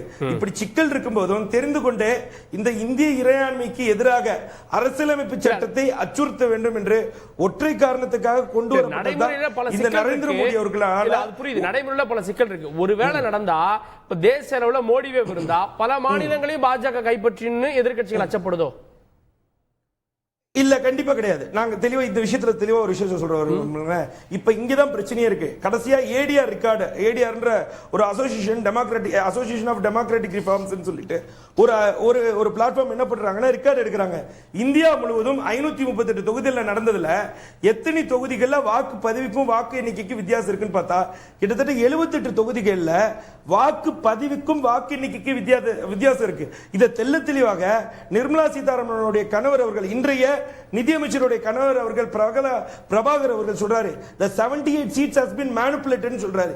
இதற்கே இந்திய நாட்டு பிரதமர் இன்னைக்கு வரைக்கும் மறுப்பு தெரிவிக்கல, உள்துறை அமைச்சர் மறுப்பு தெரிவிக்கல, தேர்தல் ஆணையம் மறுப்பு தெரிவிக்கல. இது இன்னொரு பிரச்சனை இருக்கு. நம்மள்ட்ட Indian election commission, IEC, state election commission, SCC, இதுல 2 வாக்காளர் பட்டியல் இருக்கு. இது ரெண்டுலயுமே பிரச்சனை இருக்கு. இப்படிப்பட்ட பிரச்சனையில இவங்க கண்டிப்பா இந்த ஒரே நாடு ஒரே தேர்தல் கொண்டு வர முடியாது. இது முழுக்க முழுக்க மக்களுடைய வேலையின்மையும் வேலையில்லா திண்டத்தையும் திசை மாற்ற வேண்டும். அதே நேரத்தில் அதிபர் ஆட்சியை கொண்டு வரணும்னா இந்த முறை இவர்கள் இதுக்கு எடுத்துக்கொள் போற பாதை தான் ஒரே நாடு தேர்தல். கேப்போம், வேலையில்லா திண்டாட்டம் இருக்கு, இது போன்ற விவகாரங்களை டைவர்ட் பண்ணி ஒரு குறுகிய காலத்துல ஏதோ மக்களை வந்து மயக்கிறதுக்காக இந்த மாதிரி நடவடிக்கைகள்னு காங்கிரஸ் வெளிப்படையா குற்றச்சாட்டு முன்வைக்குது. இப்போ அவர் சொல்றாரு நம்பிக்கையில்லா தீர்மானம் கொண்டு வந்து ஆட்சிலாம் கவுந்துருச்சுன்னு. தமிழ்நாட்டில் திமுக ஆட்சி கலைக்கப்பட்டது, அதிமுக ஆட்சி கலைக்கப்பட்டது, பாண்டிச்சேரியில் திமுக ஆட்சி கலைக்கப்பட்டது. இதெல்லாம் இவங்க ஏதோ நம்பிக்கையில்லா தீர்மானம் வந்து கலைச்ச மாதிரி பேசுறாரு. இந்திரா காந்தி அம்மையாரும் ராஜீவ் காந்தி அவர்களும் ஒரு அரசாங்கம் பிடிக்கவில்லை என்றால் உடனே கவிழ்த்துடுவார்கள். எந்த ஜனநாயக மாண்பையும் அவர்கள் பின்பற்றியதாக வரலாறு கிடையவே கிடையாது. அவங்க இப்படி கலைச்சு தான் இவ்வளோ பிரச்சனை வந்திருக்குன்றது முதல் பாயிண்ட். இரண்டாவது, நீங்க சொல்றீங்க இது அப்படி இப்படின்னு சொல்லிட்டு இப்போ சரவணன் அவர்கள் டிபேட் ஆரம்பிக்கும் போது இதெல்லாம் பண்ண முடியாது இதெல்லாம் பண்ண முடியாது, காஷ்மீர் 370 பண்ண முடியாதுன்னு தான் சொன்னீங்க, ராமர் கோயில் நடக்காதுன்னு தான் சொன்னீங்க. இல்ல அந்த மெஜாரிட்டியை விட்டுருங்க, அது எப்படி இன்னைக்கு இருக்க பாஜக பாருங்க 240 பாஜக. என்ன சொல்றேன், நாங்க என்ன சொல்றோம், இப்ப அஸ்வினி வைஷ்ணவ் அவர்களே வந்த உடனே கேபினெட் மீட்டிங்ல என்ன சார் பாஸ் பண்ணாங்க, கன்சென்சஸ் படி தான் இது நிறைவேற்றப்படும். நாங்க என்ன அப்படியே வந்து நிறைவேற்றுமோன்னு சொன்னோம். ஜிஎஸ்டிக்கு என்ன சொன்னீங்க, காங்கிரஸ் ஆட்சி இருந்தது, எவ்வளவோ ட்ரை பண்ணாங்க, அவர்கள் ஆட்சி செய்த மகாராஷ்டிராவே அப்போ ஒத்துக்கல. நாங்க வந்ததுக்கு அப்புறம் கன்சென்சஸ் கிரியேட் பண்ணி அதை நிறைவேற்றி காட்டணுமா இல்லையா? இண்டிபெண்டன்ட் இந்தியாவோட பிக்கஸ்ட் டாக்ஸ் ரிஃபார்மே ஜிஎஸ்டி கொண்டு வந்தது. அதனால எப்படி கொண்டு வரணும்ன்றதை பத்தி நீங்க கவலைப்பட வேண்டாம், அது எங்களோட பாடு. நாங்க எப்படி எங்க தேர்தல் வாக்குறுதியில என்ன சொல்லியிருக்கோமோ அதை நாங்க நிறைவேற்ற போறோம். இன்னொன்னு சொல்றாங்க அவ்வளோ அமெண்ட்மெண்ட் பண்ணணும் இவ்வளோ அமெண்ட்மெண்ட் பண்ணணும், அதாவது பேசக்கூடிய எவருமே இந்த அறிக்கையை படிக்கலன்னு நான் நினைக்கிறேன். இந்த அறிக்கையில தெளிவாக சொல்லியிருக்கிறது 2 கான்ஸ்டிடியூஷனல் அமெண்ட்மெண்ட் தான் உடனடியாக தேவைப்படும். ஒன்னு ஆர்டிகிள் 83, அதையும் எப்படி அமெண்ட் பண்ணணும்னு இந்த ப்ரொபோசல்ல கொடுத்திருக்காங்க. 82A ஒரு புது ஆர்டிகிள் இன்சர்ட் பண்ணி அதுல என்ன பண்ணணும்னு சொல்லியிருக்காங்க. மாநில அரசாங்கங்களுக்கு ஆர்டிகிள் 172, அப்புறமா லோக்கல் பாடி போல்ஸ்க்கு 324A எப்படி ஒரே நிமிஷம் 324A எப்படி அமல்படுத்தணும், அப்பாயிண்டட் டேட்னா என்ன, அன்எக்ஸ்பைர்டு பீரியட்னா என்னன்னு முதல்ல இவங்க இந்த அறிக்கையை படிச்சுட்டு அதுக்கப்புறமா விவாதத்துக்கு வரணும். அதுல வந்து நம்ம கேட்கக்கூடிய 1000 கேள்விகளுக்கும் அதுல பதில் சொல்லப்பட்டிருக்கு. 191 நாட்கள் ஒரு குழு உட்கார்ந்து முன்னாள் ஜனாதிபதி தலைமையில நீங்க கேட்கக்கூடிய அனைத்து கேள்விகளுக்கும் பதில் இருக்கிறது. ஓகே, கேள்வி பதில் ஒன்னு கேக்குறேன் படிப்போம். நீங்க கேட்ட கேள்விக்கு நான் பதில் சொல்றேன். ஒரே இல்ல அவர் என்ன கேக்குறாரு, இன்னைக்கு 2/3 எங்க இருக்கு? அதுதான் சொல்றேன். இல்ல நாங்க இப்போ பற்றவங்க மாதிரி இல்ல. இப்போ திமுக வந்து நீட் வந்து விளக்குவோன்னு வாக்குறுதி கொடுத்துட்டு வந்தாங்க, முதல் கையெழுத்துன்னு சொன்னாங்க. இன்னைக்கு வரைக்கும் அதை பத்தி பேசல. 67 ஆட்சிக்கு வரும்போதே ரூபாய்க்கு 3 படி அரிசின்னு சொன்னாங்க, அது கடைசி வரைக்கும் அவங்க போடவே இல்லை. ஆனா நாங்க மக்களுக்கு வாக்குறுதி கொடுத்திருக்கோம். நாளைக்கு நாங்க தேர்தலை ஃபேஸ் பண்ணும்போது மக்கள் எங்களை கேட்பாங்க பண்றேன்னு சொன்னியே பண்ணியான்னு. அதற்கு முயற்சி எடுக்க வேண்டியது எங்களுடைய கடமை. அடையாளம் நிச்சயமா கிடையாது, நாங்க நிறைவேற்றுறதுக்கு தான் எல்லா முயற்சி எடுக்கணும். இறுதி கத்துல தான் சரவணன் இல்ல இப்போ இது எல்லாத்தையும் நீங்க படிக்கணும் அப்படின்றாங்க. முதல் கோணல் முற்றும் கோணல், இதுதான் இது நம்முடைய அரசியலமைப்பு சட்டத்திற்கு ஒவ்வாதது அப்படின்னு சொல்லிட்டோம். பாராளுமன்ற ஜனநாயகத்திற்கு எதிரானது, கூட்டாட்சி தத்துவத்திற்கு எதிரானது. சுப்ரீம் கோர்ட் இருக்கு, ஜட்ஜஸ் இருக்காங்க. சுப்ரீம் கோர்ட் சொல்லட்டும். சுப்ரீம் கோர்ட் சொல்றதுக்கு முன்னாடி மக்கள் மன்றத்திலே இப்படி வந்து பாஜக ஏமாற்றிக் கொண்டிருக்கிறது, ஜும்லாக்களை பேசிக் கொண்டிருக்கிறது, வெறும் ஜும்லா அரசாங்கமாக இருக்கிறது. அதே போலதான் இது. அப்படிப்பட்ட ஜும்லா தான் இது. பதில் சொல்லுங்க, நீட் ரத்து பண்ணீங்களா? முதல் கையெழுத்து போட்டீங்களா? ஜும்லா அரசாங்கம் நீங்களா நாங்களா? ஜும்லா நாங்களா? சொல்லுங்க. நீட்ட பத்தி பேசுறாரு, கொஞ்சம் கூட எப்படித்தான் இப்படி வெக்கமே இல்லாம பாஜகவினர் வந்து நீட்ட பத்தி பேசுறாங்கன்னு தெரியல. ஏன்னா அத பத்தி முதல்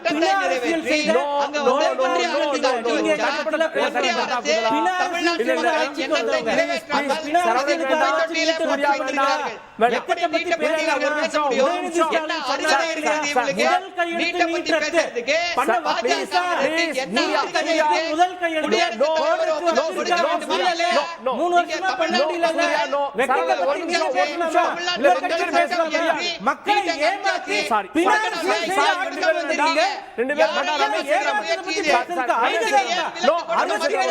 ரமேஷ் சிவராமன் ஒரே வரி இறுதி கருத்து. சூர்யா இல்ல கட் பண்ணியாச்சு, சூர்யா கட் பண்ணியாச்சு. இவங்க வந்து பண்ண முடியுமாங்கிற ஒரு கேள்வி இருக்கு. ஆனா கடந்த முறை கூட தான் வந்து எலெக்ஷன் சமயத்துல வந்து திடீர்னு வந்து பேசினாங்க, ஏதாவது யூனிஃபார்ம் சிவில் கோட், அப்புறம் என்ன ஆச்சுன்னு தெரியல. இது வரைக்கும் அமைதியா இருக்கு. அப்பப்போ வர மாதிரிதான் இதுவும் வந்து வந்துட்டு போகும் அப்படின்னு வேணா நம்ம பாக்கலாம். Long process. இது வந்து இவ்வளவு நினைக்கிற மாதிரி அவ்வளவு ஈஸியா உடனே பண்ணிட முடியுமாங்கிற ஒரு மிகப்பெரிய கேள்வி இருக்கு. அதனால நம்ம பொறுத்து இருந்தா பாக்கணும். ஏன்னா மோடி அவர்கள் 74 வயதை கடந்து விட்டு 75 வயதுக்கு வந்து விட்டார். ஏன்னா அவருக்குமே பாத்தீங்கன்னாக்க இப்போ ஏன்னா மற்ற அவங்க பொதுவா வந்து பிஜேபியில 100 ரூல் என்ன வச்சிருக்காங்கன்னா 75 வயதுக்கு மேல மோடிக்கு பொருந்துமான ஒரு கேள்வி இருக்குல்ல.